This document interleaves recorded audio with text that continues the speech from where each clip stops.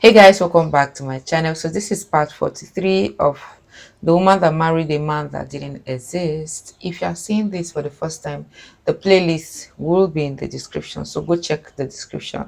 And I'm uploading it in parts because of my network issue. I can't upload long video like that for now. But when we are done with all the different parts, I'll start uploading the longer version. So let's continue for those that 43 are of How I Married a Man That Didn't Exist. Not y'all bullying me for another part. Like, y'all see I'm at work. And also, I have spent the entirety of today trying to finish the story. I have 2 legal pads full because I be forgetting details. And I'm trying to have this whole thing written out. wow. Okay, so the second incident. There was another time we were going to watch a movie with the girls, and he had been scrolling through Amazon Prime, I think, and we were trying to figure out what we were going to watch. Well, all of a sudden the movie Smile 2 comes up, and we had all already seen the first one, and he said, "Oh, that's a good movie. I went to the movies to see that." I was like, "Okay, you went to the movies with who?" And he's like, "Oh, I went by myself." And I'm like, "With what money?" And he said, "I had some money left over in my Cash App." And I was like, "From where?" I said, "I know good and well, because I'm the one sending money. Your mom is the one sending money. I know good and well you don't have a movie ticket worth of leftover money in that Cash App." So I was real skeptical, and I was like super annoyed. And I'm like, there's no way. Who goes to a movie by themselves? I said, "You don't like going anywhere, first of all. Second of all, you won't go anywhere that you can't drink for a few hours. Who did you go to the movies with?" So it was just this back and forth, and it turned into this huge fight. Well, why the fuck do you always think I'm with someone else? And then he would tell me, if I was gonna cheat on you, I would send a picture of you. If I was gonna cheat on you, I would send a picture to you while I'm doing it. I told him he didn't have the balls. That night it did turn into a really big fight, and he got really upset, and he was yelling and stomping around the house and being super aggressive. And then his mom came out or something, and he was like, "She always is fucking starting something. She always thinks that I'm cheating on her." And it was a very, very extreme reaction. But once again, my spidey senses were tingling. This is another thing that I stuck in my back pocket for later. Also, you went to the movies.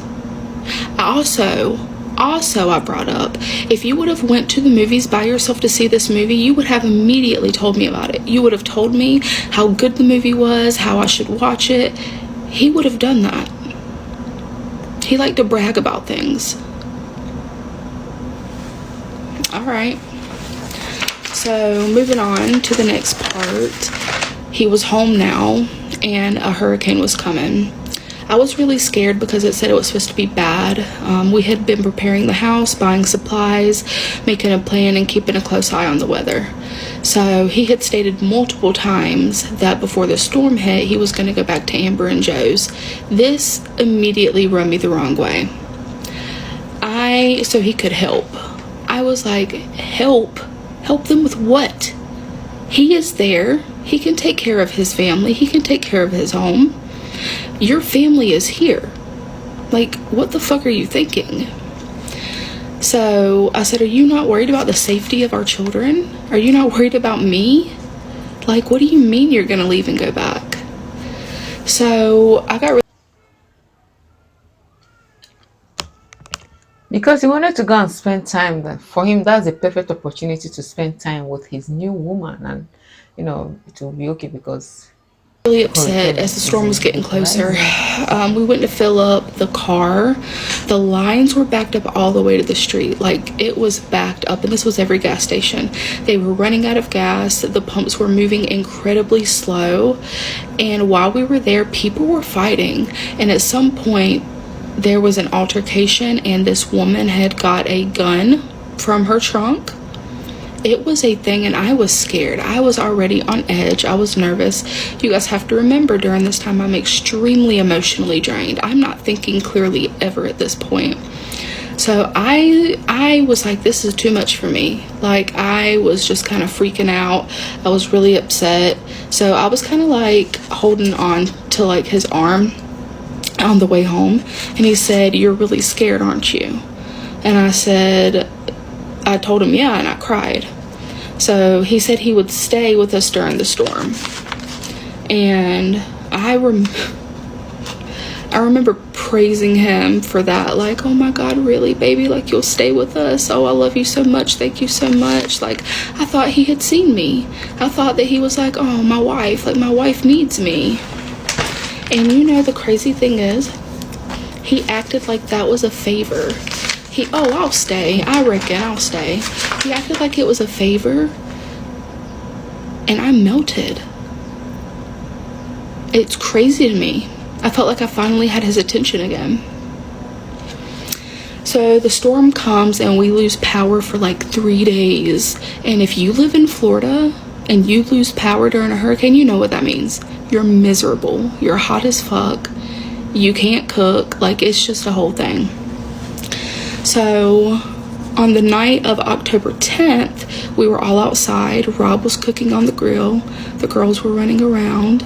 And me and Emily's stepdaughter were in my car getting some AC. So we would all take turns sitting in the car trying to cool off.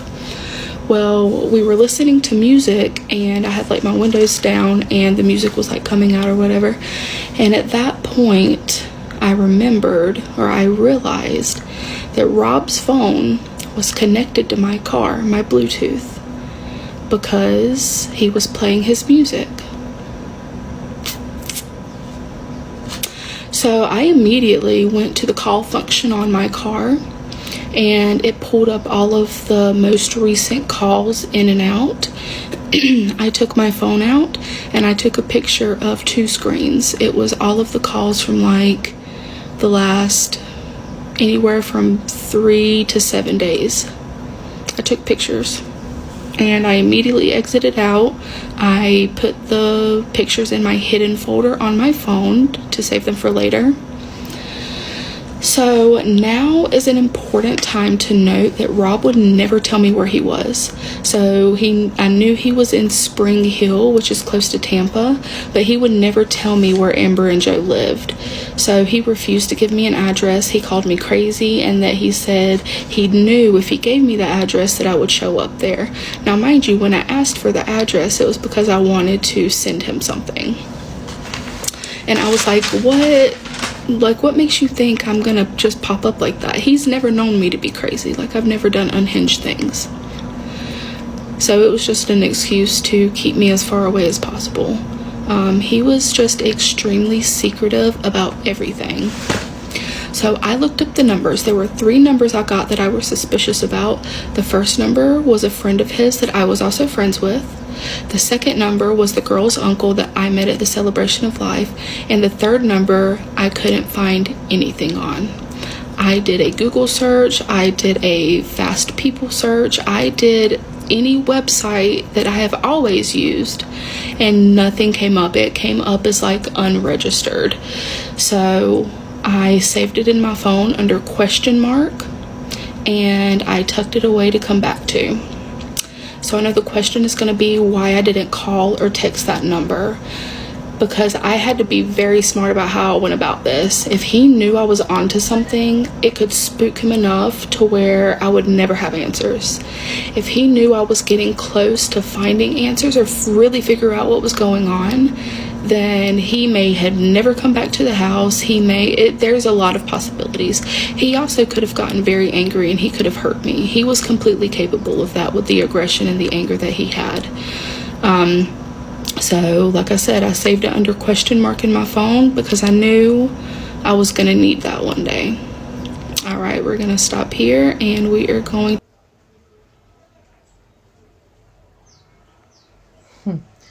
Just imagine you getting married to a man and you guys are supposedly in a honeymoon phase, and your husband just ups and leaves to go to another city. and he doesn't tell you where the address. Does that seem normal to anybody? Like, is that normal to anybody? Your husband is away from home, but you don't have an inkling where he is. You don't have the address, and he boldly tells you that he doesn't want to give you the address. If he gives you, you are crazy. You come and pop up. Like, am I not supposed to visit my husband? Shouldn't even my husband be saying, "Baby, when will you come and visit me in my new place?" Is that not how normal people do it? Come off it, guys. I'll see you in part 44.